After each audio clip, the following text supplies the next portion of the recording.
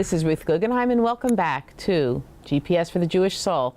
I'd like to welcome back Rivka Malka-Perlman from WOW in Baltimore, Maryland. Love being here. It's always great having you. You know, last time we met, we were actually talking about God and the greatest gift that God has given us, and that's really Shabbat. So I was wondering if, you know, what is Shabbat to you?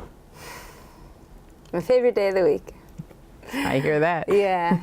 No, Shabbat, seriously, it's something we need. It's like, wow, let's talk about Shabbat. What is Shabbat? So sometimes people say, I don't observe Shabbat, or I go to the temple, or I don't go to synagogue. This is all nonsense. Let me tell you what Shabbat is. Shabbat is the greatest gift ever given to mankind. Everything needs to recharge. You know, your phone, you got to plug in it. It's not going to run forever. Your car needs gasoline. Everything needs to recharge.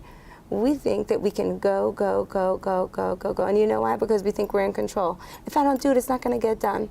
We have this greatest gift called Shabbos that says, hang tight. I got you covered. You need to take care of yourself. Go home. Have a meal with your family. Invite a couple friends over. Sing some songs. Get back connected in here. Unplug your phone.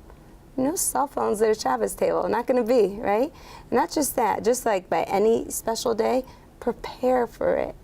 Give it respect. Don't just like slide into Shabbos. It takes a lot of preparation to get into Shabbos. And, you know, I don't want to overwhelm you or anything, but you know, to do it, it takes thought and effort. And you want to buy the challah and the wine and get the candles ready. And then you have the gift.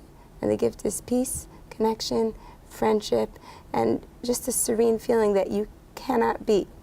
You know, I hear, you know, a lot of times we talk to people, and thank God we have a lot of guests for Shabbat, and people think, oh my gosh, I have to stop doing this and stop doing that. And we say, don't even worry about that.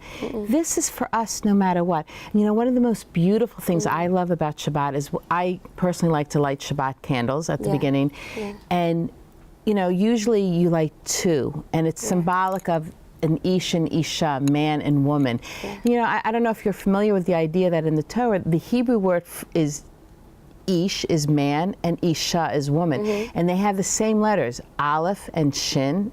So an ish is aleph yud shin, and a woman is aleph shin hey. People say, you know, what's the connection? You know, so if you take it apart, each person has aleph and shin. Aleph and shin is fire. And it says, you know, when we light those Shabbat candles, our heart goes on fire. You know, a man can also light Shabbat candle if there's no woman around. So the whole idea is like the spark within us, that ash, that fire, you know, and when you put the other 2 letters together, the yud and the hey, it's God. It stands for God's name. So whether we're 1 or 2, a family, we all have the fire within. And when we light those Shabbat candles and we're ushering in Shabbat, we're bringing in the fire of God into our hearts and homes. You know? And the flame represents the soul that's always yearning for more. Everyone wants. Don't you want more? We all want more. That's the source of, it's the secret source of ambition, is we want to be our best selves. We don't want to make the most money. We want more, like the flame. That little flame we light is the flame of our soul. It's my tradition to light one candle for each of my children, because they have their own special light that they bring into the world. And the world is not complete without their light.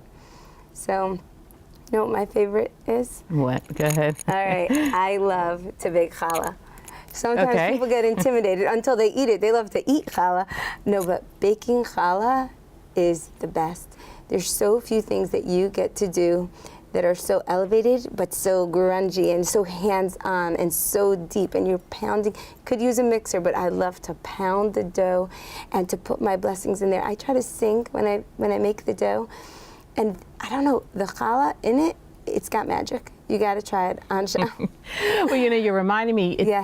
Doing the challah, doing the candles, preparing Shabbat meal, it's, you know, Judaism is the first interactive religion. You know, we're all talking about interactive games, doing things interactively with our children. Shabbat is that experience. You can make it as interactive as you want. You can braid it with God. And you know, the whole braiding of a challah is actually symbolic of unifying ourselves with God. So again, the choices are ours. Do we choose to integrate? Do we choose to be interactive with God? Once we start opening that door of interactive activity, It's just a matter of God walking right through it for us, and we'll be there, He'll be there. We'll have this great relationship. Yeah. You know, and that, I really would love to wish you a Shabbat Shalom this week. Shabbat Shalom, Ruth. Shabbat Shalom. It was great. Shabbat And Shalom. everyone, thank you so much for joining us again on GPS for the Jewish Soul.